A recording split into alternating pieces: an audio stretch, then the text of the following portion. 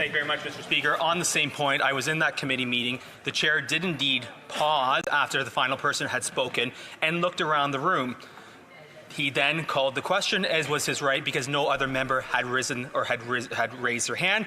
Indeed, after that it was challenged by the chair or challenged by the member, but all opposition members, including the Bloc and the NDP, confirmed the chair's ruling. And therefore, since chairs or committees are responsible for their own affairs, the committee itself, a majority of all parties, confirmed that indeed the chair did act appropriately, and I indeed will claim that I did not see the member raise their hand, nor did anyone else around that table. Okay, and I know that that the table is looking at this specifically. Normally, the House does not influence itself in the actions of committees, but I know we're looking at this one closely. Statements by members. Déclaration de député. The honourable member for Nepean. Thank you, Mr. Speaker. 39 years back, Air India Flight 182 was blown up mid-air from a bomb planted by Canadian Khalistan extremists. It killed 329 people and is the largest mass killings in Canadian history. Even today, the ideology responsible for this terrorist attack is still alive among few people in Canada. 2 Canadian public inquiries have found Khalistan extremists responsible for the bombing of Air India flight. Now, there is a petition on Parliament portal asking for a new inquiry promoting conspiracy theories promoted by Khalistan extremists. Mr. Bal Gupta, whose wife Rama was killed in this attack, told the Globe and Mail, "It is deeply frustrating. It opens up old wounds all over again. It is all garbage. It's an attempt to gain publicity and support for terrorist activities." Thank you, Mr. Speaker. The honourable member from Tobic-Matiquac.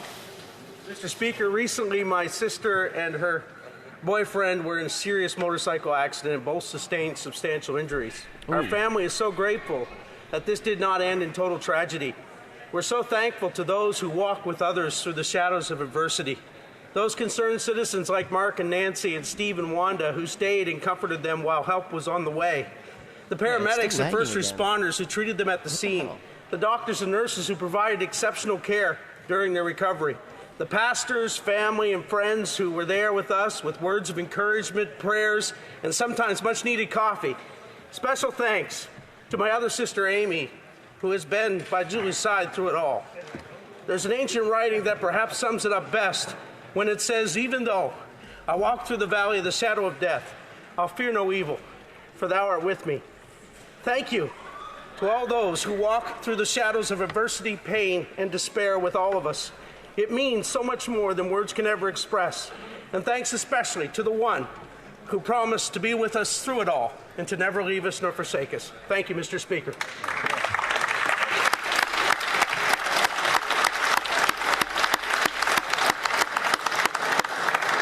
Certain all members extend their prayers and thoughts to your family. Especially yeah, that's pretty sad. Motorcycle accidents are never good. From Scarborough Centre. Mr. Speaker, over 600 civilians have been killed by Israeli airstrikes in Lebanon in recent days. So I want to go back just a little bit because Greg made a ruling before statements, and he demands that Pierre Poilievre reverse his comments from yesterday. It was actually pretty bad. Sorry, let me find it.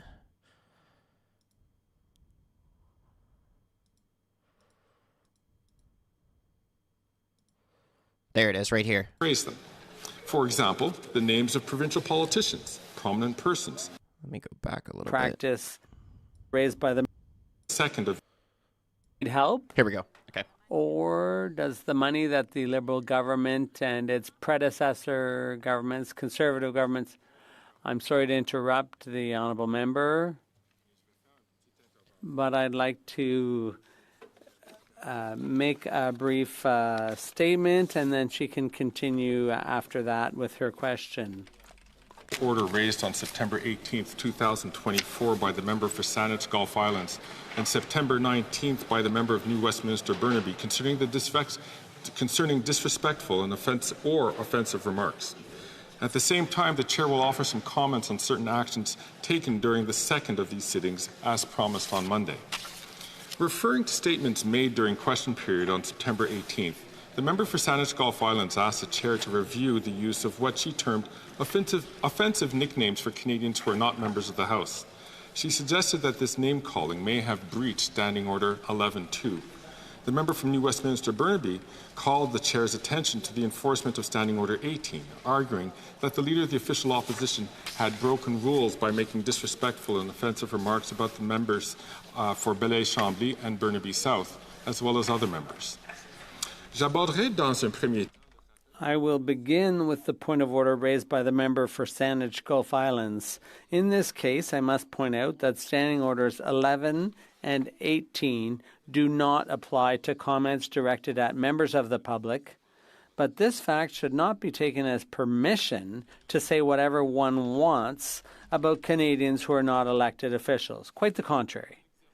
In exercising their freedom of speech, members must show restraint in order to maintain a degree of civility in our debates.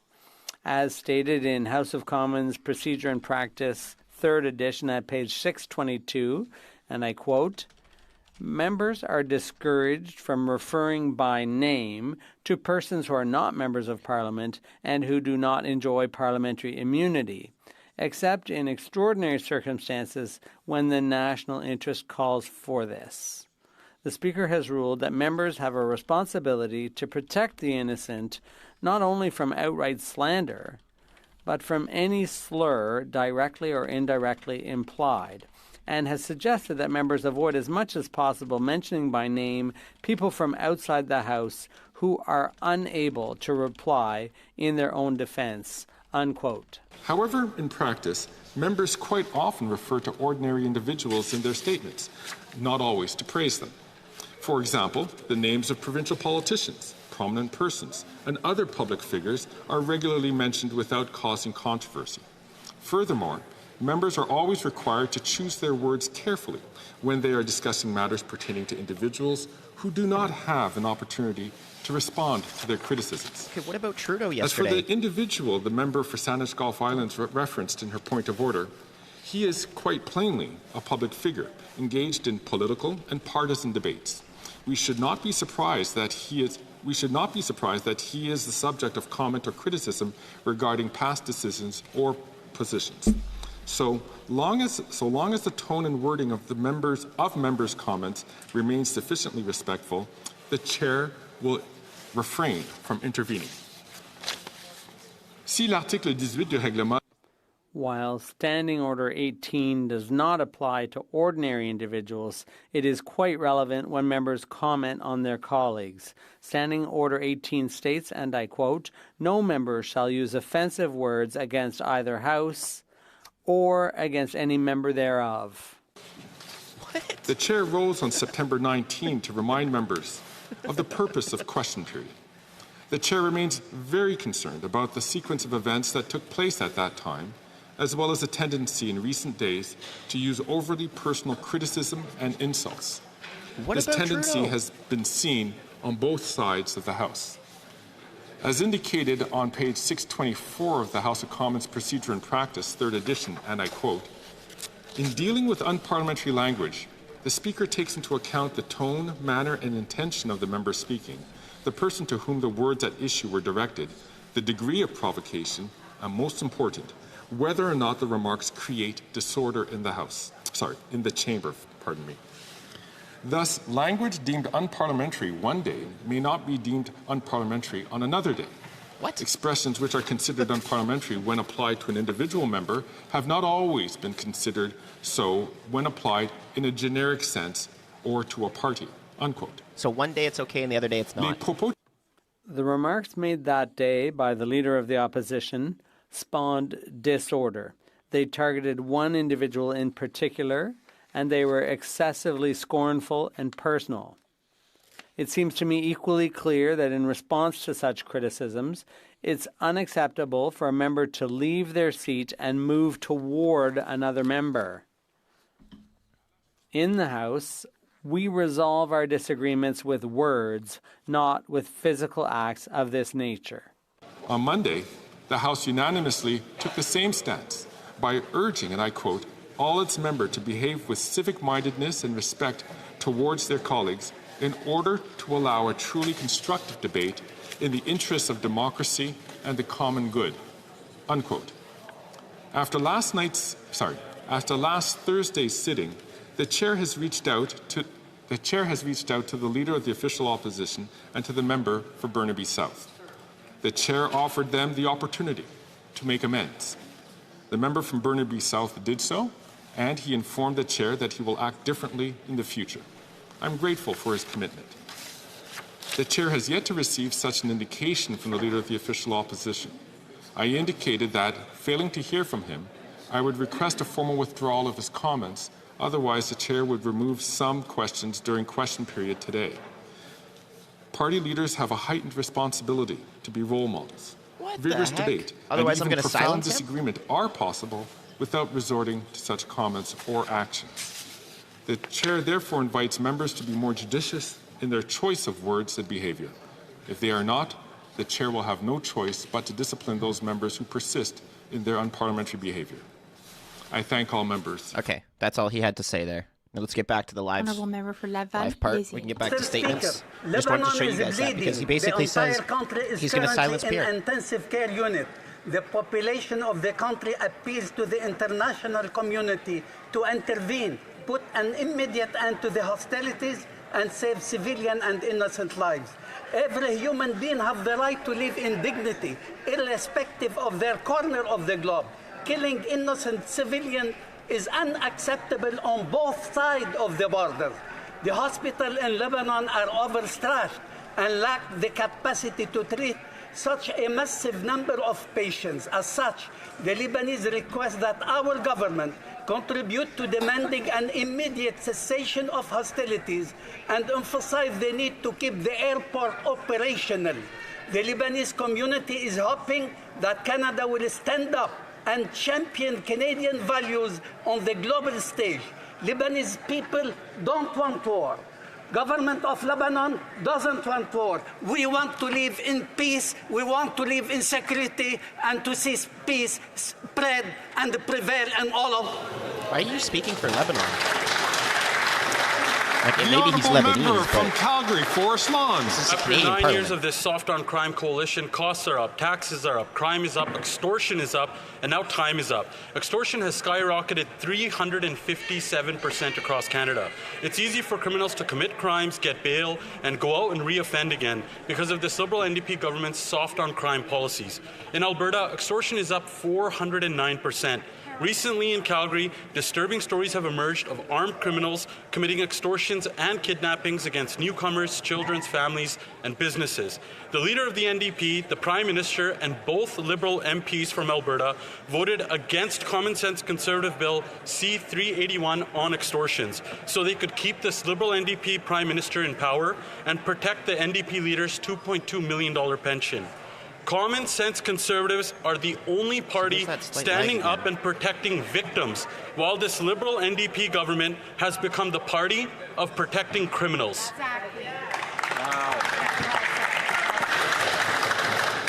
The honourable member from Cypress Hills, Grassland. Mr. Speaker, after 9 years of this NDP Liberal Prime Minister, taxes are up, costs are up, crime is up, and time is up. Taxes are up for everyone, and in Saskatchewan, our hospitals and schools will pay $380 million in carbon taxes alone. This is money that should be used to hire doctors, nurses, technicians, teachers, and educational assistants. But instead, it is being used to line the pockets of the Prime Minister's elitist friends like Mark Carney. In Saskatchewan, we have seen this act before. The last time there was a radical tax and spend Trudeau as Prime Minister, healthcare took a major hit in my province, with hospitals and clinics being forced to close or reduce services. So yes, Mr. Speaker, time is up. The NDP leader has once again sold out his support to the Prime Minister, just like he did the other 24 times that we voted to axe the tax. If the NDP truly supports healthcare and education, they would end their costly coalition and vote with us to call a carbon tax election just like Canadians want. It's clear, Mr. Speaker, only Conservatives are on Saskatchewan's side, and we will axe the tax for good. The honourable member from Pierrefonds. nice mustache too.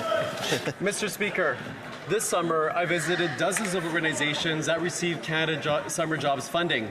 223 youth in our city gained, in our community I should say, gained meaningful jobs through this federal program. 64 organizations received over $1 million investments in our beautiful riding of Pierrefonds-Dollard.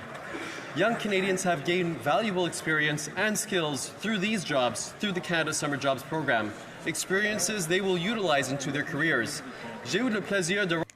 I had the pleasure of visiting and meeting with some key organizations. SARS and Camp Chaos. Community pools like Briarwood and Fairview, and Elm Park. The West Island Association for the Intellectually Handicapped, which supports adults with disabilities. Des Banques Alimentaires. Food banks like On Rock and the West Island Assistance Fund. They help families in need. Of worship and cultural centers like the Hindu Mandir. These groups are dedicated to supporting youth, to developing our community. Thank you so much for all you do. Merci, Monsieur le Président. Thank you, Mr. Speaker. The Honourable Member from Victoria. Mr. Speaker, on September 30th, we mark the National Day for Truth and Reconciliation. Together, we honor the survivors of residential schools, and we mourn the thousands of children who never returned home. We have a legal and moral obligation to address the ongoing harms to First Nations, Inuit, and Métis peoples, to acknowledge what happened in residential schools as genocide, and to facilitate a path for healing. The government must do more. One important step would be to pass the MP from Winnipeg Centre's bill that combats residential school denialism. This year in my riding, constituents will be participating in the annual Reconciliation Ride, hosted by Victoria Orange Shirt Day and Capital Bike. We'll hear from incredible leaders in our community, Diane Sam from the Songhees Nation, and Eddie Charlie, a residential school survivor from Cowichan Tribes, before riding as a group to the South Island Powwow. This year's grand entry will take place at noon and at 6 p.m. Everyone is invited to come celebrate Indigenous cultures and resiliency. Haitchka Siem.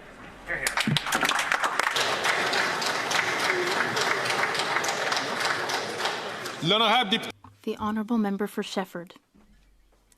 In 2024, this year, the Quebec Advocacy Association for the Rights of Retirees and Pre-Retirees, Granby chapter, is celebrating 40 years of fighting for the rights and the dignity of seniors. The theme to mark their 40th year is 40 years of struggle and commitment together for the rights and dignity of seniors. This is an opportunity to reflect on the progress that has been made while looking to the future with determination. Since its creation, the Granby AQDR has devoted itself to defending and protecting the rights of seniors, fighting injustice and equality with vigor and conviction. Let's celebrate the commitment and solidarity of its members and partners. I'd also like to mention that AQDR is a valuable ally of Bill C-319, which the Bloc is proposing to eliminate the unacceptable inequity created by the government since people 75 and over and people 65 to 74 do not receive the same amount of old age security. Together, let's put an end to this age-based discrimination. Happy 40 years. The Honourable Member from Niagara Falls. Speaker, after 9 years of this costly NDP Liberal coalition, taxes are up, costs are up, crime is up, and their time is up. Through this coalition, the NDP leader has sold out workers and residents in my community, which has resulted in higher taxes, balloon food costs, doubling the housing costs, and unleashed crime and chaos in our once safe streets. Their joint plan to quadruple the carbon tax to 61 cents a litre will literally drive Canadians to food banks. Yet, sadly, this NTP leader has voted 24 times in support of this tax. And what are the results? Just over 1 million people visited a food bank in Ontario over the past year, an increase of 25%. In my community, Project Share reports that 1 in 8 residents has had to visit a food bank. Speaker, Canadians need a carbon tax election now to decide between this costly coalition of NDP Liberals or common sense Conservatives who will axe the tax, build the homes, fix the budget, and stop the crime.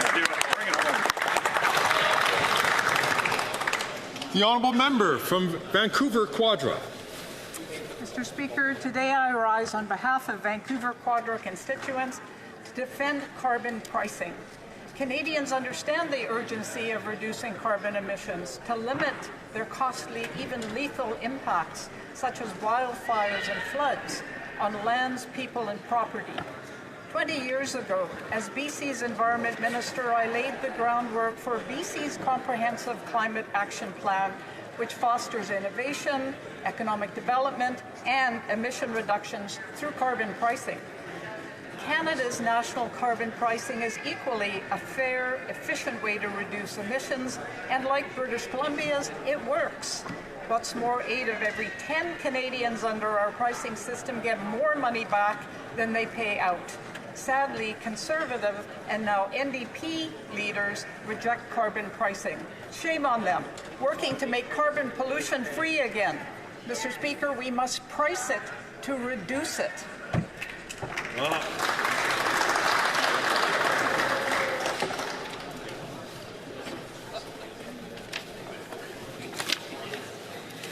Colleagues, as I've indicated in my ruling earlier today, the Chair has offered the Leader of the Official Opposition the opportunity to make amends regarding the words he used last week. See, this is what I or showed else you guys. I would remove questions from him during question period today.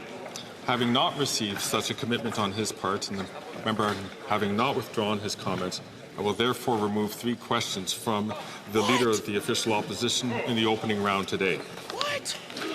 Collègue.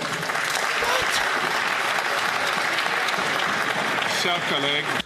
Come on. Colleagues, as I've indicated in my ruling earlier today, the Chair has offered the Leader of the Official Opposition the opportunity to make amends regarding the words he used last week, or else I would remove questions from him during question period today. Having not received such a commitment on his part, and the member having not withdrawn his comments, I will therefore remove 3 questions from the Official Opposition Leader in the opening round today. Oral questions. Questions orales. L'honorable. The Honourable Leader of the Official Opposition.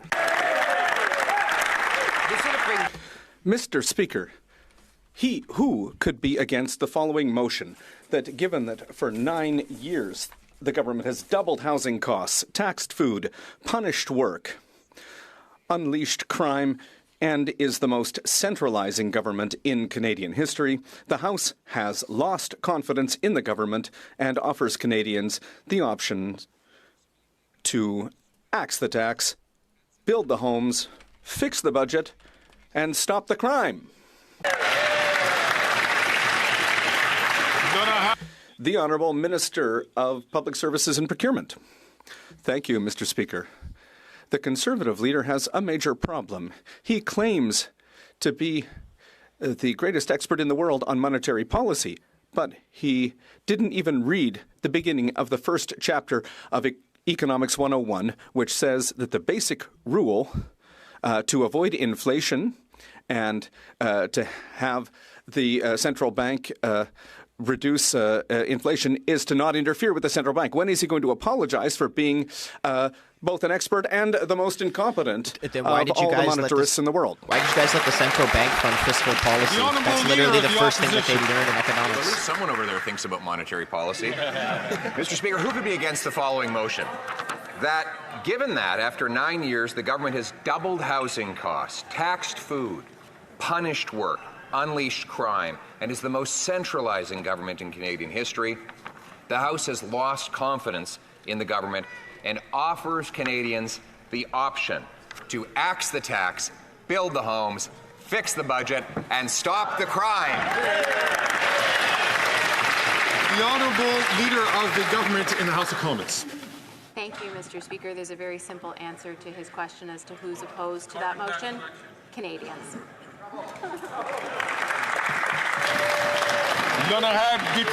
The Honourable Member for La Prairie. The Liberals have until October 29th to improve OAS for those aged 74 and under and to protect supply management. They need to pass Bill C-319 and Bill C-282. Why these 2 measures? Well, first of all, because it's good for Quebecers, but also there's consensus in this House. The Liberals, the Conservatives, and the NDP have already agreed to this. So why leave Quebecers waiting when we could make gains for Quebec? Will the government meet our demands for seniors and farmers? Yes or no? The Honourable Minister for Seniors.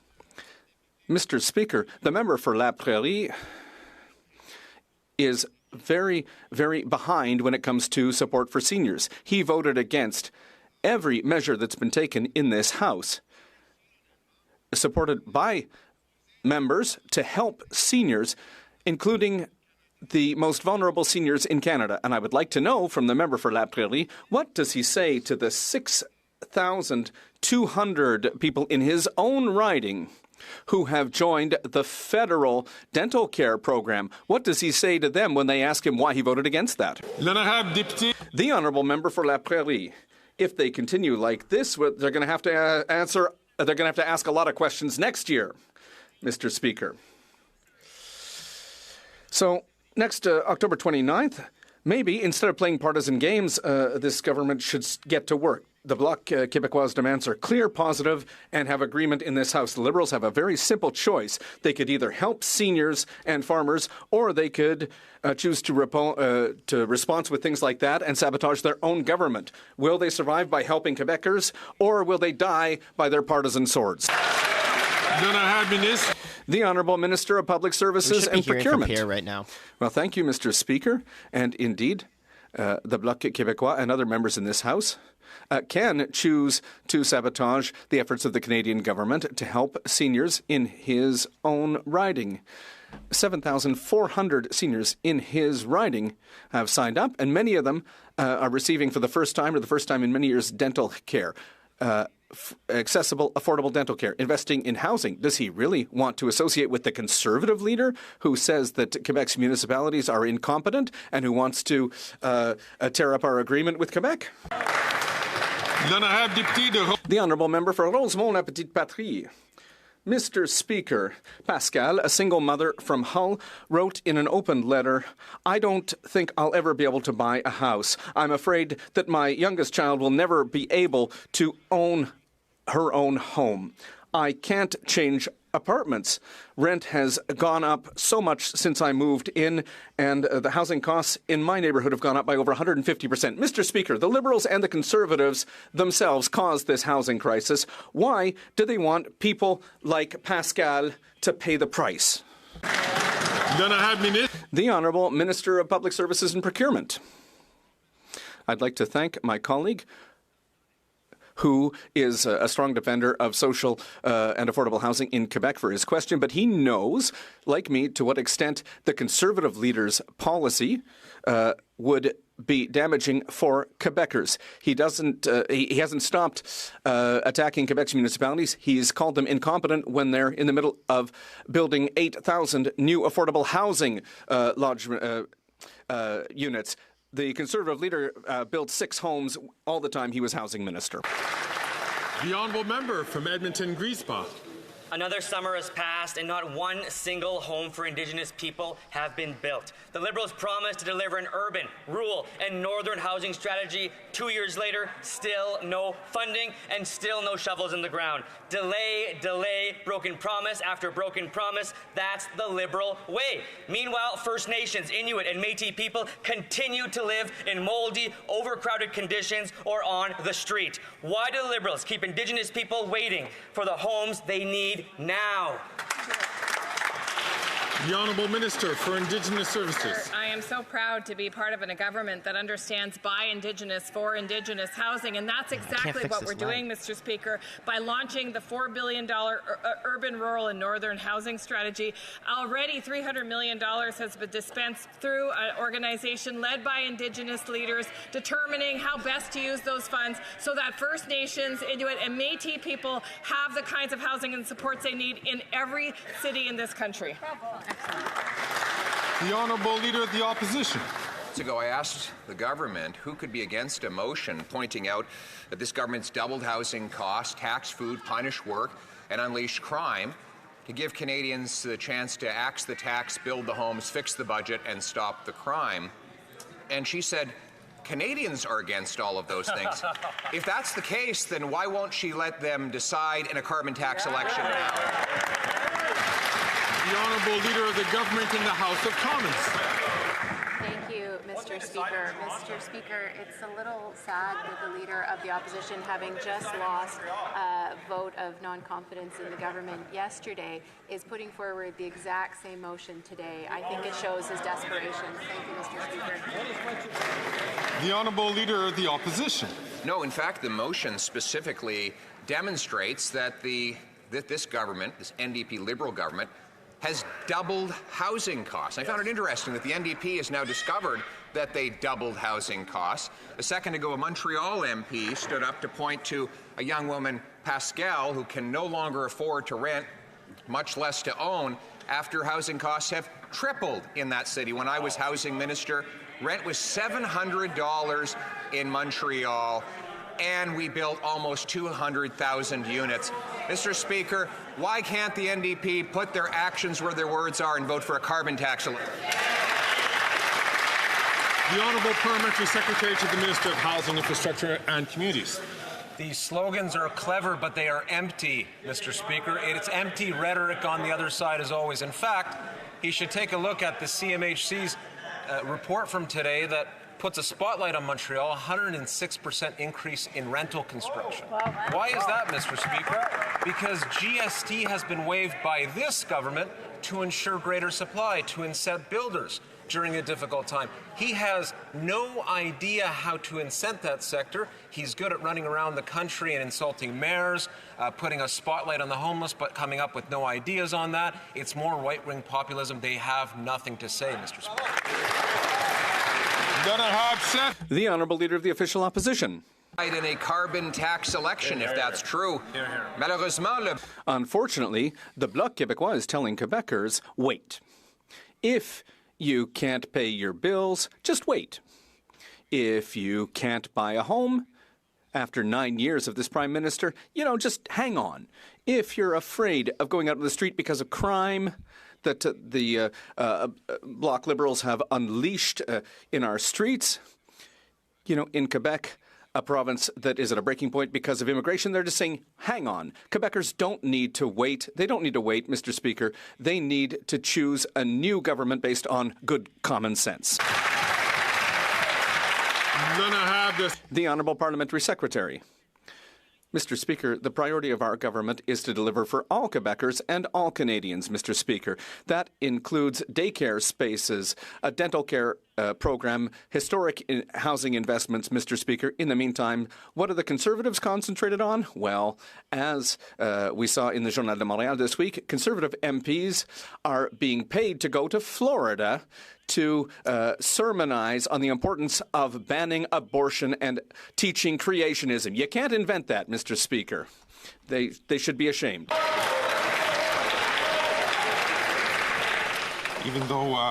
Even though members are not recognized on the floor and they shouldn't be speaking on the floor, I always invite them to be very mindful of the accusations that they make to other members. The Honourable Member from Kenora. Taxes are up, costs are up, crime is up, and time is up after 9 years of this NDP Liberal government. People across Northern Ontario are struggling to fill their gas tanks. Young professionals cannot find an affordable place to live, and our communities are less safe. Mr. Speaker, these are all reasons why Canadians deserve a carbon tax election where they can vote for our common sense plan. But the NDP continue to support this government, Mr. Speaker, denying Canadians that opportunity. Why is this Prime Minister so afraid of facing a carbon tax election? The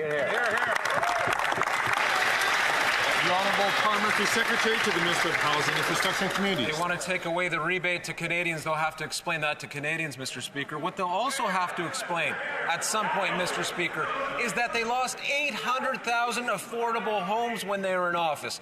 That minister, former Minister of Housing, who's now the Leader of the Opposition, went around, had no plan on housing, never mentioned homelessness once, and when it came time to vote in favor of ensuring zoning changes at the local level through federal dollars that would incent that change, he voted against. They all did. They don't care about those young people that the member just mentioned. They never cared. It's more right-wing populism, Mr. Speaker. The Honourable Member for Charlebourg, Haute-Saint-Charles. Mr. Speaker, yesterday the Bloc Québécois showed its true colours by putting this Liberal Prime Minister on life support. They voted for a centralising government that has a terrible record when it comes to public safety. Since 2015 in Quebec, the number of auto thefts has gone up by 185%. Violent firearms offences are up by 146%. Do the government of the Bloc recognize that their policies have created a major public safety problem across the country and specifically in Quebec? The Honourable Parliamentary Secretary to the Minister of Public Safety. Thank you, Mr. Speaker. I appreciate the opportunity to talk about the investments we're making to make our communities safe. In fact, we are moving forward on banning some of the most dangerous weapons, over 1,500 assault-style weapons that are designed to kill. Mr. Speaker, the Conservatives get upset because they're sent here to do the work of the gun lobby instead of keeping Canadians safe, in particular women who are disproportionately affected by gun violence. Mr. Speaker, it's a shame for Conservatives to stand up while voting against these measures. The Honourable Member for Charlebourg-Haute-Saint-Charles. Violence with firearms is up by 181%. But it's not hunters, it's street gangs with guns that are coming across the border. The money that's being invested should be at the border, and that's what a Conservative government will do. How can this government explain this weakness, and why are they still attacking hunters? The Honourable Minister of Canadian Heritage. Mr. Speaker, I would invite my colleague to be honest with Quebecers because he knows very well that it's not the weapons of hunters that are being banned. It's assault weapons that are designed for war, Mr. Speaker, and which are being used by street gangs to murder. And my colleague should know very well that the first victims they're the main victims of gun violence across Canada and in Quebec are women. So if he's against our assault weapon ban, that's particularly shameful, particularly in Quebec after Polytechnique. Most of the gun crime happens with handguns, actually, miss. And they're not legal. They're the illegal. Honourable Member for Shefford. They come in through Quebecers the have border. told us time and time again they're worried about the cost of living and living conditions for seniors. That's why we presented our ultimatum for October 29th. The Liberals don't have the right to abandon seniors aged 65 to 74 given the rising cost of living. They need to end the two classes of senior citizenship that they've created. They need to stop discriminating against seniors, and they have until October 29th to do it. Are they going to meet our demand, or will they continue to defend this terrible record to voters? The Honourable Minister of Labour and Seniors. Mr. Speaker, 14,600 seniors who are who live in my colleague's riding are today benefiting from the federal Canadian dental care program in her riding of Shefford. And yet she has risen in this House several times to vote against vulnerable seniors in her riding who are currently benefiting from this program and who are saving hundreds and hundreds of dollars. Why, Mr. Speaker? The Honourable Member for Shefford. Well, that's not the question, and the Liberals are going to soon realize that October 29th is coming quickly. In the meantime, can they show a sign of good faith to seniors and community organizations who are working with seniors? The Liberals can commit to agree with the Government of Quebec and stop holding back funds for the Bien Vieillir Chez Soi program. It's unacceptable that a fight created by the federal government to interfere in Quebec's jurisdiction is hurting organizations that are helping Quebec's seniors. Will they come to an agreement with Quebec and stop holding seniors hostage? The Honourable Minister of Labour and Seniors. And that's not all. That's not all, Mr. Speaker. When we brought back the age of retirement from 67 to 65 years, what did the member and her colleagues do? They voted against that, Mr. Speaker. When we increased the guaranteed income supplement, a federal program that has helped hundreds of thousands of vulnerable seniors, the Bloc and my colleague from Shefford voted against that. We increased OAS for vulnerable seniors. She and her colleagues voted against that, Mr. Speaker. The Honourable Member for Berthier-Masquinongé. It's an ultimatum.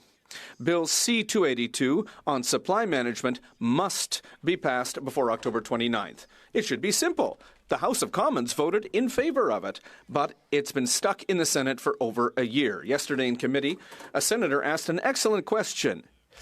And I quote, "Can you please explain how it is that this bill has been stuck in the Senate? It was supported by the vast majority of members of the democratically elected House." Mr. Speaker, the Prime Minister has appointed 80% of the senators. Is he going to tell them that it's time to move this bill forward? Then I have the Honourable Minister. Culture and Agri-Food. Merci, Mr. President. Our government, of course, supports supply management. My honourable colleague is well aware that we supported Bill C-282 because, of course, we have and always will support supply management. Unlike the Conservatives who fell shamefully behind when important funding for supply management came towards the House and they voted against it. I think my honourable colleague is fully aware we have and will continue to support supply management. Thank you, Mr. Speaker. The honourable member from Sarnia-Lambton. After 9 years of these NDP Liberals, taxes are up, costs are up, crime is up, and time is up. The NDP leader made a big deal about tearing up the supply agreement with the Liberals and then flip-flop by voting to keep this Prime Minister in power. That's right. The NDP leader needs to end the costly coalition with the Liberals.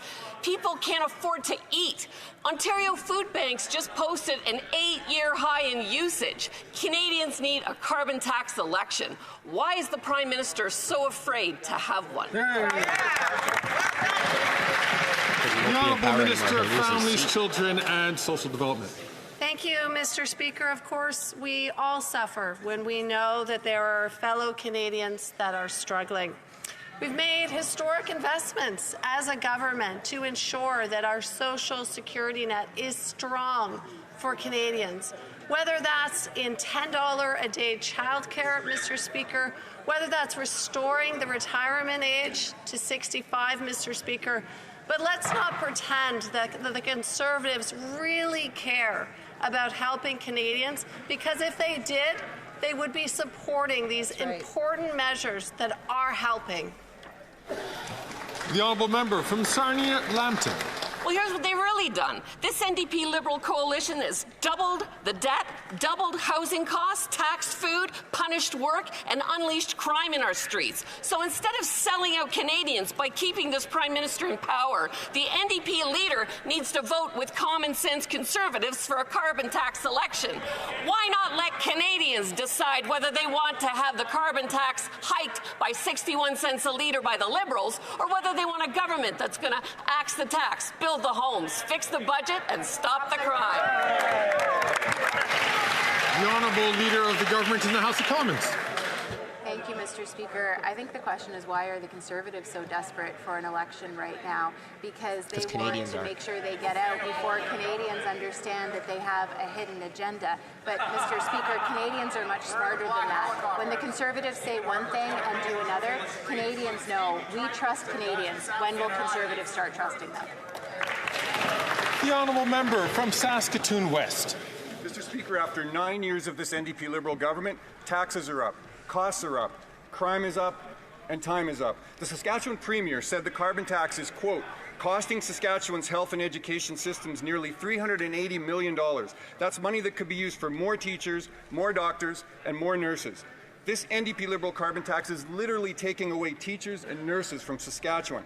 Shame on the NDP for supporting this tired Liberal government. Mr. Speaker, if the Prime Minister wants to cut teachers and nurses in Saskatchewan, why won't he call a carbon tax election and let Canadians decide? The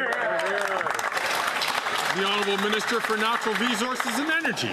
Thank you, Mr. Speaker. Once again, I would encourage my Conservative colleagues to actually use facts. 8 out of 10 Canadians get more money back. It is an affordability measure. People who live on modest incomes actually benefit significantly. It's also an important way of fighting climate change. And if he wants to quote Scott Moe, I would say when Scott Moe appeared here in Ottawa and talked about the price on pollution, he said he looked at doing something else and everything else was too expensive. So he wasn't going to do anything to fight climate change. I guess that's the answer of the Conservative Party of Canada. The Honourable Member from North Island, Powell River. Mr. Speaker, veterans taking part in the Invictus Games have found themselves on the hook for medical insurance. This comes as a shock since all serving military members have theirs covered under the Canadian Armed Forces. The Liberals created this mess, and now this one veteran has had their life changed after a serious injury provided during the previous games. Will the minister admit to this mistake and extend medical coverage to all Canadian Invictus athletes for the upcoming Whistler Games, or will they continue to ignore the needs of veterans? The Honourable Minister. Thank you so much, Mr. Speaker. Mr. Speaker, Invictus Games offers a very unique rehabilitation opportunity to ill and injured veterans and also for members of the Canadian Armed Forces. It is also important to make sure that the well-being of veterans is taken care of during the Games and also after the Games. That is why that we will continue to work with the Canadian Armed Forces, Soldier On, Invictus Games, and other stakeholders to ensure that the well-being of our veterans is always taken care of, and want to ensure this situation will be rectified before Invictus Games 2025. Thank you, Mr. Speaker. The honourable member from Courtenay, Alberni. Mr. Speaker, young Canadians are in survival mode, and rates of anxiety and depression have gone through the roof with the high cost of living and youth unemployment. Many are struggling just to meet their basic needs, like food and shelter, making paying for therapy out of pocket seem like a luxury. The Liberals promise to ensure mental health is treated as a full and equal part of Canada's universal public health care system, but they have failed to deliver. When will the government finally get serious about the mental health crisis and ensure all Canadians can access the mental health care they need when they need it? The Honourable Minister for Mental Health and Addictions. Mr. Speaker, I want to thank the member for his question, and I say as the Minister of Mental Health and Addictions, but also as a mother to 2 teenage daughters, that is exactly why in 2024, in this year's budget, we pledged $500 million towards the Youth Mental Health Fund, Mr. Speaker, working with community service organizations across this country. Youth-led for youth in every community across this country. We want to meet young people where they're at to get the supports and the services that they need and that they deserve. This is the future of our country, and we are going to take care of them so that we build a stronger Canada together. The honourable member from Richmond Hill. Mr. Speaker, I'm proud that around the world, Canada has a reputation for helping its friends and being there for its allies. The world was rightly shocked when the Conservative Party repeatedly voted against Ukraine. But Canadians were shocked once again this week when the Deputy Conservative leader disparaged and personally attacked the German State Secretary for saying that climate change is real and Europe wants to buy clean Canadian energy. Can the Minister of Energy and Natural Resources share with this House how Canada is supporting our European allies like Germany? The Honourable Minister for Natural Resources and Energy. Thank you, Mr. Speaker. I want to thank the honourable member for the question. When Ukraine was invaded by Russia, we worked actively with them to support them, including providing necessary equipment to support their electricity grids, while the Conservatives chose to abandon Ukraine. When Germany said they needed help from Canada with energy security of providing clean hydrogen and critical minerals, we said yes and worked with them on the way, and the Conservatives simply bullied German officials publicly. Providing clean energy to the world is something that will benefit Canada from a prosperity and jobs perspective, but also will enable us to help our allies around the world. The Conservative rhetoric is going to cost Canada its friends. It's going to cost Canada jobs. He's blowing a gasket today. And thank you, Savage. Always appreciate you, man. Or girl, sorry. Can't assume genders these days, man.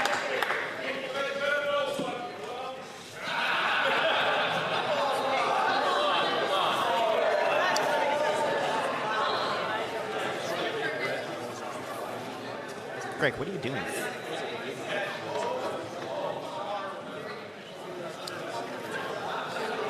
I know all members get passionate when it comes to questions and answers here, but we must make sure that we we show fundamental respect for all members. I know the honourable member from Calgary, Signal Hill, is a veteran of this and other places, and I'm certain he knows which way to make sure that the language is appropriate. The honourable member from Bay of Quinte. Mr. Speaker, after 9 years of Liberal government, taxes are up, costs are up, crime is up, time is up, and now tariffs are up. with softwood lumber tariffs doubling to 14.5%. Well, what's happened? Today, the Resolute Forest Products announced the closure of the Morrisserie and Maniwaki, Quebec sawmills, costing 280 jobs because of the tariffs. Mr. Speaker, the Prime Minister said this was a small issue. Can the Prime Minister explain why the loss of 280 jobs is a small issue, or is he just a soft Prime Minister? That's sad. That's really sad. The Honourable Minister for International Trade and Export Promotion. Mr. Speaker, I agree with the member that that the forestry sector and the workers, particularly in this sector, are tremendously important to our communities across the country. They are dedicated workers that give their all. But as as we have said, these punishing tariffs are unjustified. We've said this in the United States. In fact, indeed, I know that the United States care about building affordable homes just as we do, and these tariffs, if they were to get rid of them, will actually help us build affordable homes in this country and in the United States. The Honourable Member from Bay of Quinte. Well, Mr. Speaker, the Canadian softwood lumber producers have already paid $9 billion more because of these excess tariffs since 2017. But you know what else they pay? The carbon tax. Right. The carbon tax costs hundreds of millions of dollars more, that makes it uncompetitive to the U.S. industry. But you know what else the irony is? This industry plants trees. Last year alone, they planted 440 million trees, while this government's $2 billion tree program barely got off the ground. Isn't it time for a new common sense minister who's going to axe the tax, stand up for Canadians, and fight for the 400,000 jobs in the forest sector? Yeah, see, that's what I don't think a lot of people understand. The trees that we cut down are grown to cut down. They're specifically grown for that reason. Mr. Speaker, the question is yet another example of the Conservative Party not doing its homework and not learning the facts. As I say, on a residential basis, 8 out of 10 Canadians get more money back. It is an affordability measure and an effective way to fight climate change. In terms of the plant that he is talking about, it is based in Quebec, which has its own cap and trade system. They do not pay the price on pollution. The Honourable Member for Chicoutimi-Lafleur. Mr. Speaker, this morning we learned that the Morrisserie sawmill and in Maniwaki too, they'll be closing their mills. 280 workers are going to lose their jobs. And this is not the end of it. More sawmills will be closed down as the Environment Minister imposes this order that will kill a minimum of 1,400 jobs. Why do the Liberals always fail to help out forestry workers? The Honourable Minister of the Environment. Mr. Speaker, I know that on the Conservative benches they don't really like science or researchers and so on, but I will quote from Louis Bélanger, a professor from Laval University, who said recently that the need for the emergency order is clear. The government is simply applying the law in the absence of an effective provincial strategy to protect this species. Another expert said that the Government of Canada's emergency order is justified and measured, especially from the point of view of science. Here on this side, Mr. Speaker, we're pro-science. The Honourable Member for Chicoutimi-Lafleur. Mr. Speaker, the workers in the forestry industry in Quebec work hard, but they are always being punished by a Liberal government propped up by the Bloc.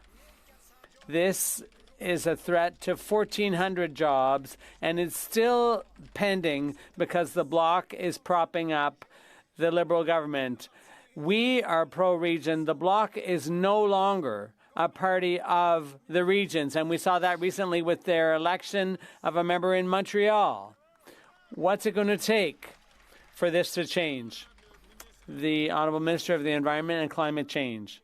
Mr. Speaker, I'm proud of the people I represent. I'm a member for Montreal, but perhaps the member opposite should speak to forestry workers in Quebec who said to me, and they've said in a number of public commissions, that the future of the industry and the forest depends on the health of the forests, which the Conservative Party of Canada seems incapable of understanding. The Honourable Member for Beauport-Limoilou.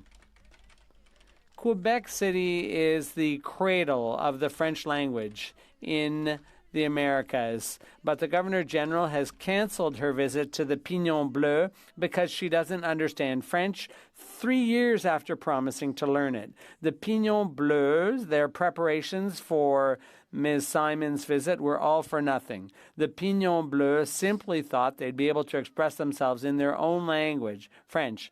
But Ms. Simon remains incapable of showing them this basic respect. How can the Liberals find that acceptable and justifiable? The Honourable Minister.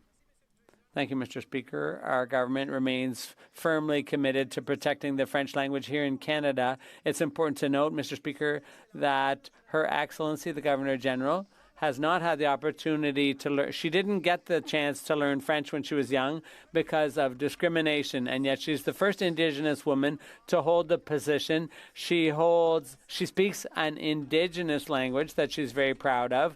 We expect her to continue studying French. Linguistic duality is at the core of our identity as Canadians.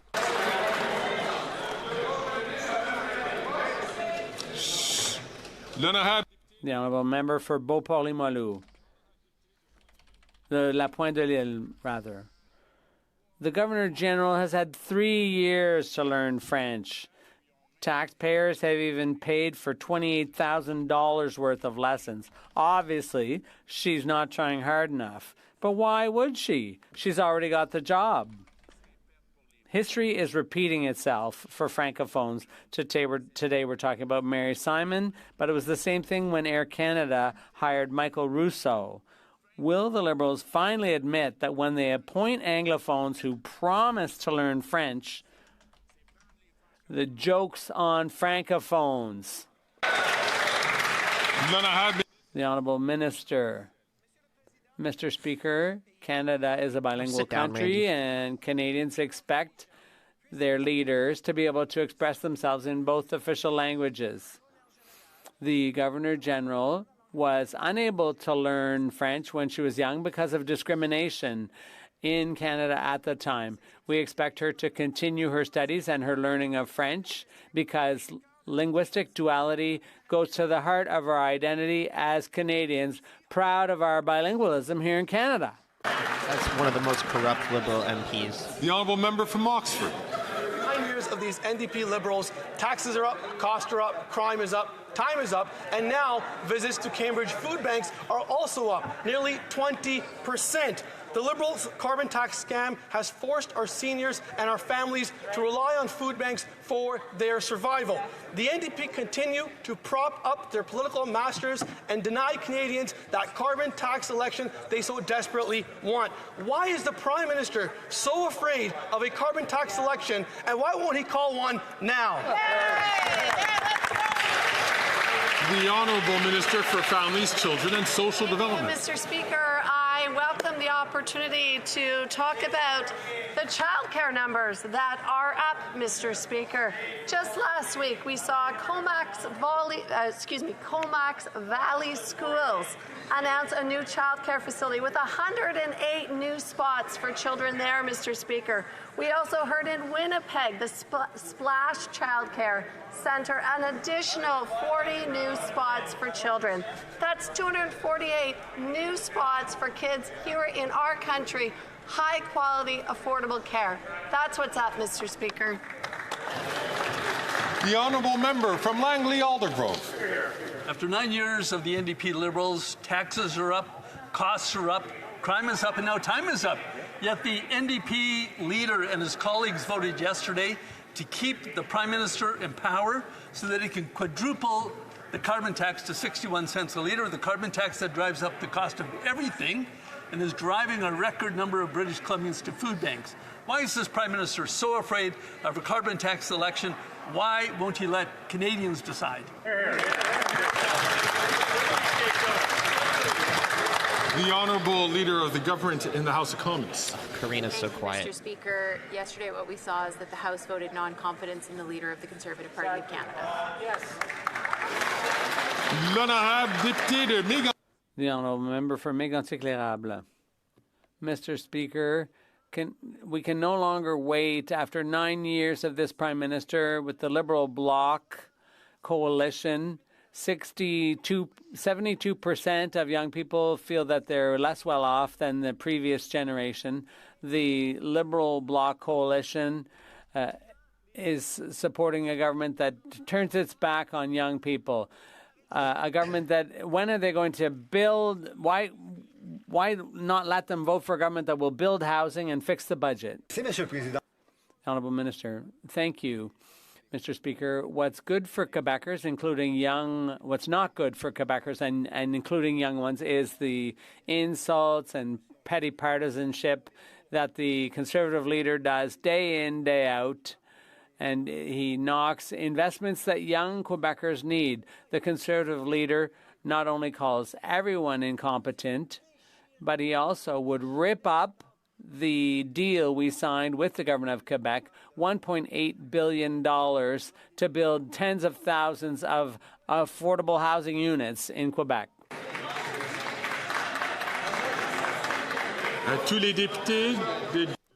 All members on both sides, please order. The Honourable Member for Alfred Pellant. Mr. Speaker, our government has introduced a plan to build 25,000 new homes on federal Crown land by 2031. The Conservative leader and his housing plan would see federal buildings sold off to the highest builder with no guarantee of affordable housing. Can the Minister of Public Works explain to the people of Alfred Pellant how federal lands will be used to create affordable housing all across the country? Liberals shouldn't be allowed to ask Liberals questions. The Honourable ridiculous. Minister of Public Services and Procurement. Mr. Speaker, let's count. 1, 2, 3, 4, 5, 6. 6. It takes a second hand to count the number of units, affordable units, that were built under the Conservative leader's tenure as Minister responsible for housing. That is incompetence for you. We have created 8,000 affordable housing units all across Quebec. It wasn't a problem that needed fixing. And so we don't need any lectures from Conservatives. The Honourable Member from Calgary, Forest Law. When Pierre was 9 years of the housing Liberal minister. NDP soft on crime coalition, taxes up, costs up, crimes up, extortions up, crimes up. In Calgary, disturbing stories emerged of armed criminals committing extortions and kidnappings against families and businesses. This Liberal NDP coalition voted against Conservative Deputy Leader Bill C-381 to crack down on extortions. Instead, the coalition made it easier for criminals to get bail and re-offend. Why is the freedom of criminals more important to this government than protecting extortion victims? The Honourable Parliamentary Secretary to the Minister of Public Safety. Mr. Speaker, on the contrary, every single measure that we've made, including investing in police to combat guns and gang units, guess what, Mr. Speaker? Conservatives voted against and are against. In addition to that, Mr. Speaker, when they were in power, they actually cut the CBSA, the RCMP, who did this very work, who worked with our provincial and municipal counterparts in policing. Mr. Speaker, when it comes to addressing crime, Conservatives are all about cuts and slogans, and we're about action. The Honourable Member from Wellington, Halton Hills. Mr. Speaker, 9 years ago, we warned the government about joining the Beijing-led Asian Infrastructure Investment Bank, and so did the Obama-Biden administration. Last year, news about the Chinese Communist Party's infiltration of the bank forced the government to initiate a boycott and to begin a review. The boycott is now 15 months, and Canada still has its shares, and Beijing still has the nearly $250 million that this government gave the bank. So, when will the government release the review, dump the shares, and get the money back? Why do we have a financial interest of $250 million in a Chinese bank? Parliamentary Secretary to the Deputy Prime Minister and the Minister of Finance. Mr. Speaker, as soon as the Minister heard about these very serious allegations, she took action. The Minister announced an immediate halt, Mr. Speaker, to all Canadian government-led activity at the bank while we conducted a review of the allegations. In December, we announced an expansion of that review in partnership with some of our closest international partners. The Department of Finance continues to review the matter, as well as Canadians' participation in the organization. Thank you, Mr. Speaker. Very good. The honourable member from Sturgeon River Parkland. Mr. Speaker, taxes are up, costs are up, crime's up, time's up. The Minister of Environment says he's proud of his preparations for the catastrophic Jasper wildfire, but 1/3 of Jasper was destroyed, $1 billion in damages, and 2,000 people are homeless. This isn't something to be proud of, and yet this is the record of failure that this NDP party supports. Banff, Lake Louise, and Jasper are still in danger. It's time for this minister to take responsibility for his failure so we can prepare for the next fire. Will he? Yeah. The Honourable Minister of the Environment and Climate Change. Mr. Speaker, this member should be ashamed of himself. They have deliberately taken out of context emails between Parks Canada officials who were debating which measures to use to fight fires as opposed to not fighting fires at all. One of those Parks Canada employees has received death threats. Oh my God. Since they put this online, they should be ashamed of themselves, Mr. Speaker. Oh my God.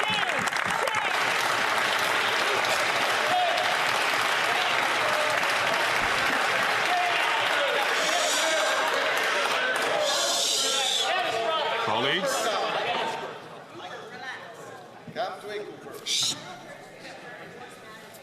The honourable member from Brampton South.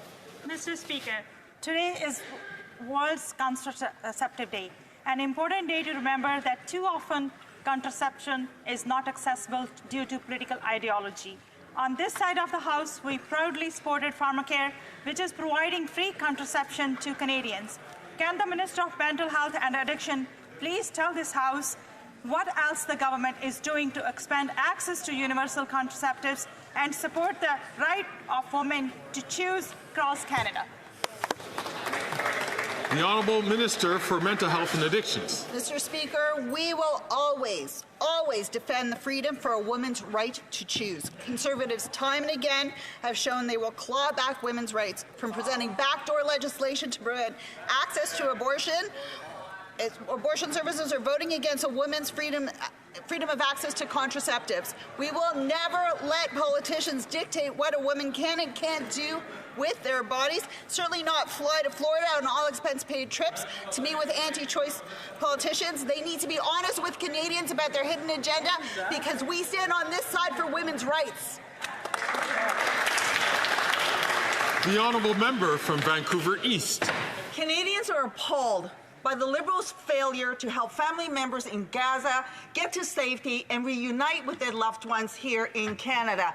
From the beginning, the government's initiative was marred in red tape and roadblocks. Precious time was wasted, and loved ones continue to be killed. Israel's brutal siege and bombardment continue and is further escalating in the region. What concrete action has this government taken to ramp up diplomatic efforts and collaborate with NGOs on the ground to help bring loved ones to safety? The Honourable Minister for Immigration, Citizenship and Refugees. Thank you, Mr. Speaker. I think we can all agree as a House the best way to make sure that Gazans are safe is to make sure that there is a ceasefire so that we can continue to work with people to get the people here that have connections to family members that are looking to be reunited with them. We'll continue as a government to work with the authorities on the ground, whether we agree with their positions or not, to make sure those people are kept safe, and we'll continue to work to make sure those people get to Canada in an expeditious fashion. Thank you. The honourable member from Spadina, Fort York. Mr. Speaker, education is a provincial domain. Still, MPs would agree the safety of children is a concern for all Canadians. Does the government support Ontario's criticism of the abhorrent action of the Toronto District School Board using students as pawns for a foreign protest that hijacked learning about Indigenous peoples and their efforts to get clean water? Mr. Speaker, activist teachers on a TDSB-sanctioned field trip compromised the safety of children and violated the trust of parents. Will the government stand up to deceit and hatred?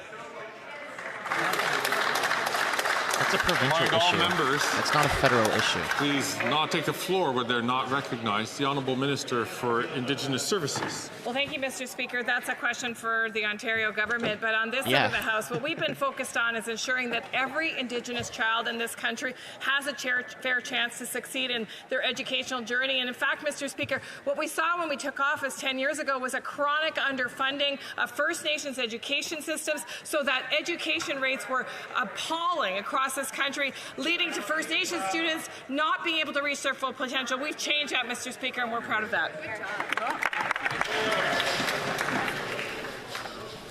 And so brings to an end another oral questions. I see that there's some members who are rising on a point of order. We'll listen to a point of order. Recognize the honourable member from Edmonton Strathcona. Thank you, Mr. Speaker. Mr. Speaker, while we appreciate that you have acknowledged and ruled that the Leader of the Opposition was out of order last Thursday, we are confused by the mixed messaging that you've sent to this House. The member was out of order and yet has still been allowed to participate in debate, and today have 5 questions in question period. The regular practice is that a member isn't recognized to speak until they have withdrawn, and that is not being applied, and we have some concerns about the mixed messages. I'd also like to remind the Speaker of the very serious matter that was raised yesterday regarding the member for Fort Saskatchewan Sherwood Park. We are still waiting for him to withdraw and apologize for his homophobic and disgusting comment. Thank you, Mr. Speaker. What about Trudeau literally calling Pierre homophobic? Why is nobody saying anything about that and making him apologize? All he apologized for yesterday was saying crap. Like, come on, lady.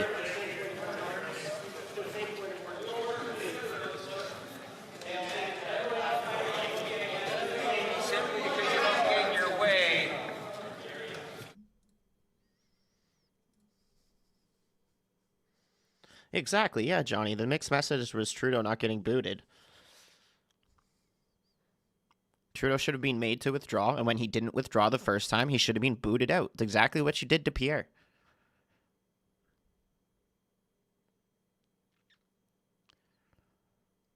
Honourable member from Sherwood Park, Fort Saskatchewan, is rising on his feet, and I will recognize him in due turn, but I understand on the same point of order so that the member doesn't have to get up twice. The honourable member, Parliamentary Secretary for the Government House Leader. Mr. Speaker, I would just want to add a couple thoughts to it. We have to put into proper perspective when a member is requested by the Speaker's chair to withdraw the remarks. As it's been pointed out, they are required to do so. If they do not, speakers have not identified them until they do the apology. We can give ample examples of that.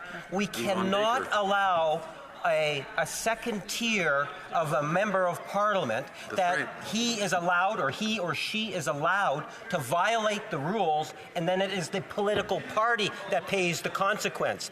That's in fact what we saw here. There was the Conservative Party that lost the 3 questions. There was no penalty to the member from the leader of the Conservative Party. That causes a great deal of concern for all parliamentarians. Yeah, he did lose questions.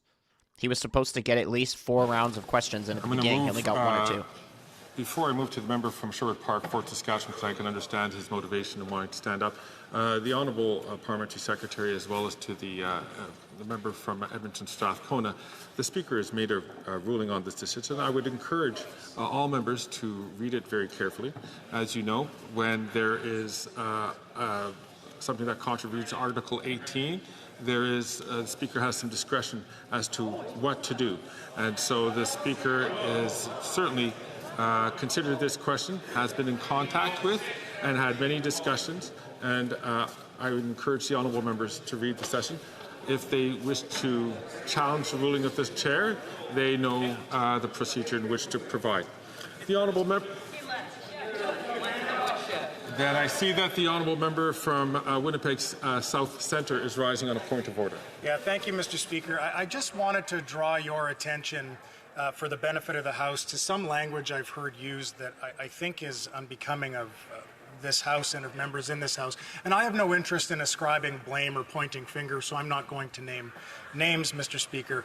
However, there has been reference over the course of debate in the House in the past few days in particular to pagers exploding, walkie-talkies exploding, reference to perhaps members in this House themselves having that type of technology, which is an obvious reference to the conflict that is happening in the Middle East right now, Mr. Speaker. I heard another comment from a member today and I quote, "Did you get a thank you letter from Hezbollah?" This is to an Israeli member of this House who has lost loved ones, innocent loved ones in the conflict. We have other members of this chamber from all sides, Mr. Speaker, who have lost innocent people by virtue of the conflict that is taking place. I, again, am not interested in being partisan. I simply want to draw your attention to this and call upon the better angels in this House to conduct themselves on behalf of Canadians and one another with compassion and dignity. Thank you, Mr. Speaker.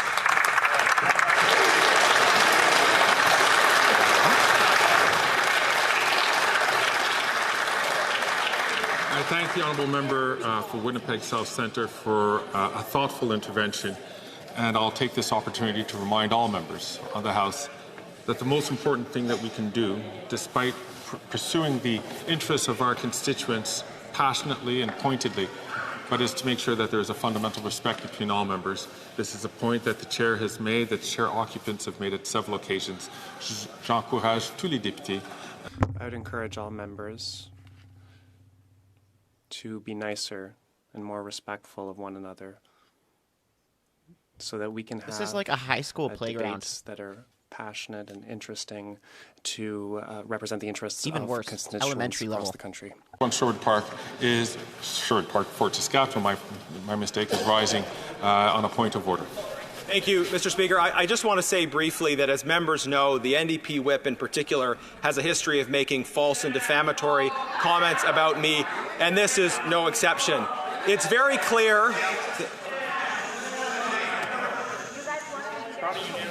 Colleagues, if you please can keep your comments to yourself so that the Chair can listen to this point of order being raised by the member from Sherwood Park, Fort Saskatchewan, who was referenced in some other point of orders. I think it is fair to allow him to raise his point of order uninterrupted to the Chair.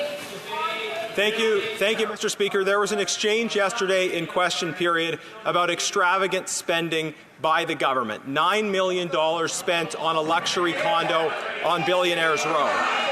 Now, the leader of the opposition asked a question. Speaker, I can't hear him. I can't hear him. I'm right beside him. I can't hear him. False and defamatory comments have been made about me. If members want to hear a response, I'll provide a response. The leader of the opposition pointed out $9 million spent on this extravagant condo and identified a number of luxury features associated with that condo, including an extremely luxurious bathtub. Following that, the Prime Minister made no comment whatsoever about those features. Instead, the Prime Minister spoke about the kinds of international engagement that the government does. And as the Hansard clearly... So, colleagues, I'm going to ask the honourable member, please, if I'm going to ask.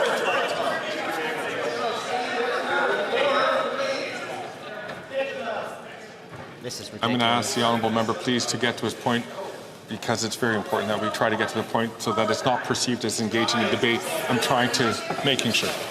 Mr. Speaker, false and defamatory comments have been made about me. Yep. I'm providing a response, and hopefully members will benefit from reviewing the context of what happened. Yep. $9 million were spent on a luxury condo on Billionaires Row in New York. In a question from the Leader of the Opposition, various luxury... Okay, colleagues, if the member has been... Colleagues.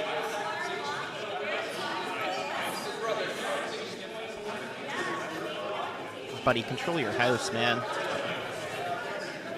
This is ridiculous, Greg. He's got to be one of the worst speakers I've seen ever.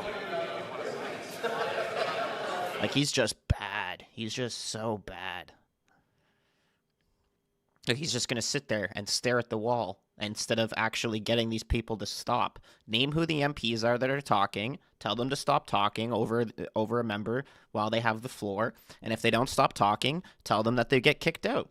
That's what you do. That's your job. Instead of just sitting there staring at the wall like a freaking buffoon. Come on, men. So I'm going to invite the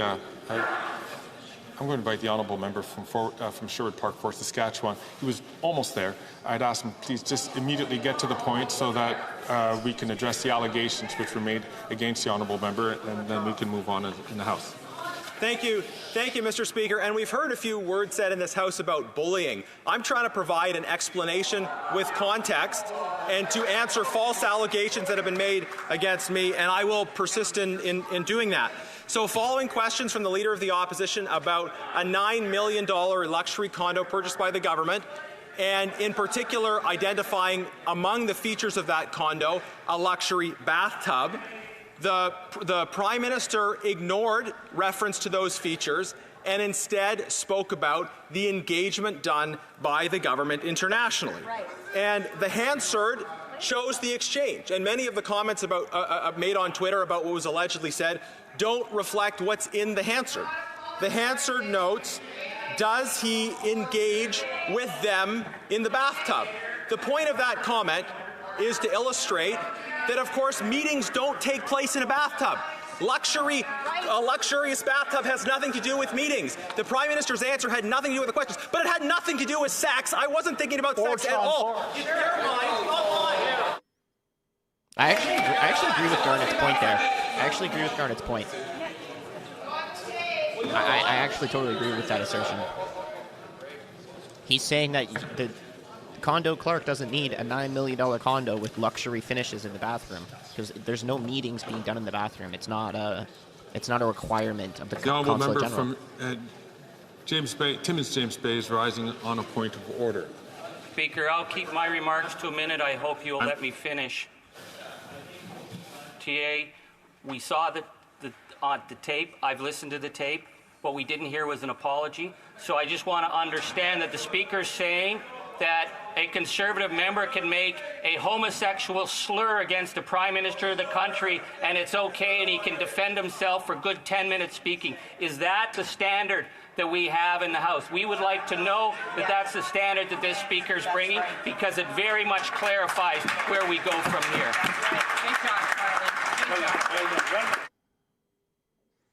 Yeah, and then Trudeau was allowed to literally call Pierre a homophobe when he's talking about government spending. On point of order, I see that the honourable member from Don Valley West is rising. I hope this will be a I hope that this will be germane to the issue at hand, and then we're going to speak. The chair will go back and consider this and come back to the House if necessary. The honourable member. Thank you, Mr. Speaker. Yesterday, a point of order was raised. And I'm a little confused. So it's a true point of order because the member from Edmonton-Strathcona has raised essentially a new point of order, but referred to the yesterday's point of order.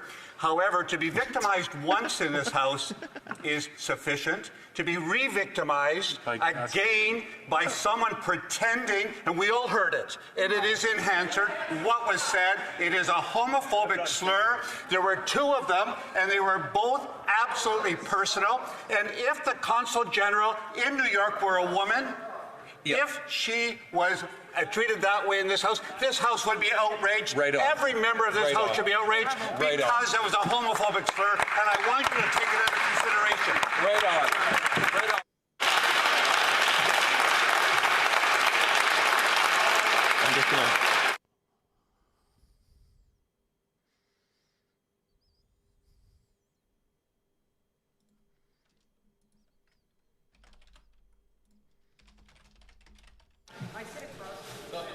So,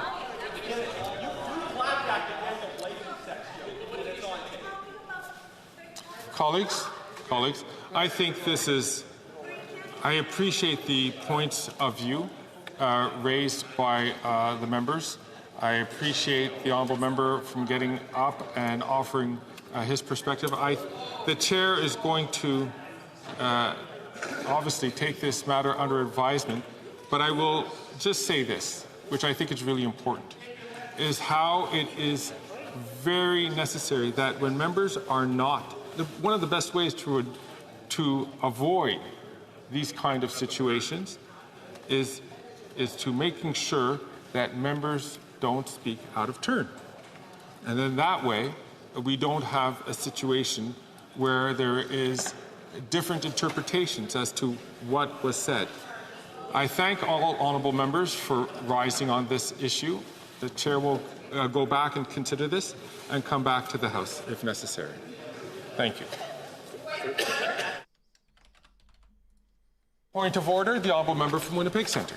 I have real, Mr. Speaker, with all due respect, I have real issue with this.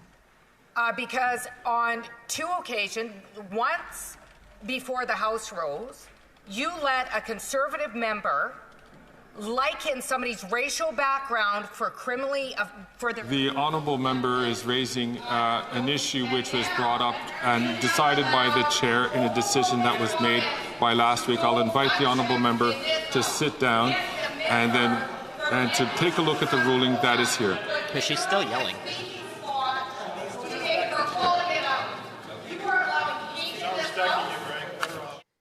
Yeah, cut her off. I like Larry Brock there. Just cut her off, Greg. Get muted.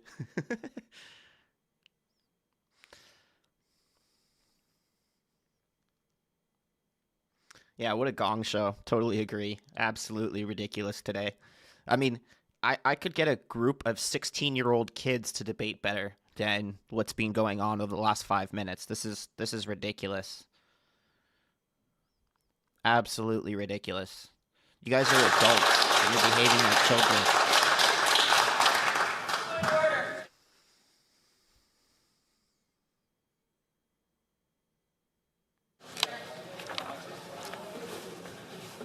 I'm moving on.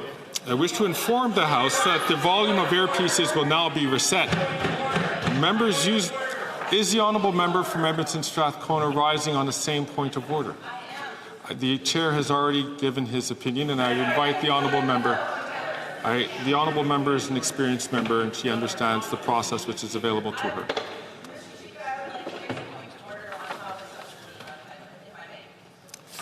I'm afraid not. Thank you. I wish to inform the House that the volume of earpieces will now be reset.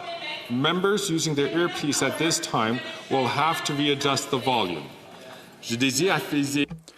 I wish to inform the House that the volume of earpieces will now be reset. Members using their earpiece at this time will have to readjust the volume. I just want to see if he's going to allow her to do another point of order after this. And she'll probably And try now and it say is it's another time for issue. the Thursday question, la déclaration hebdomadaire. Speaker, and it being Thursday, I was hoping that the government House Leader could update the House as to the business for the rest of this week and into the following week. Okay, we're going to call it here for this stream. I've got some clips coming out on the channel probably in about an hour. I just need to go run some errands, and there's from some committees I didn't cover today.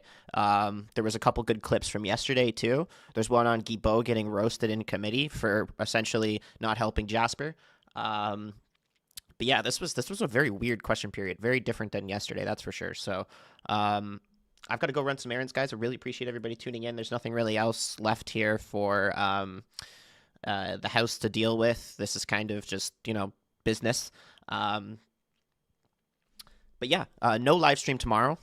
Fridays are pretty much nothing in the House. So I will see you guys Monday for live streams. I'll have clips coming out on the weekend as well, too. So everybody just, really appreciate you guys tuning in. Always appreciate talking with you guys. And, you guys are great to chat with. So thank you, Tammy. I appreciate that. Appreciate you, Savage, Susan, Data Sender, Kathy, Johnny Guitar, Jazz, Luca. Always appreciate seeing you guys in. I'm probably missing a few people. Chris Johnson, Great North, Jody. Always appreciate seeing you guys in the chat. So I will see you guys Monday for lives, and check back on the channel in about an hour. There'll be some clips coming out. So everybody have a great rest of your day. Have a great weekend. And thanks for tuning in. See you guys.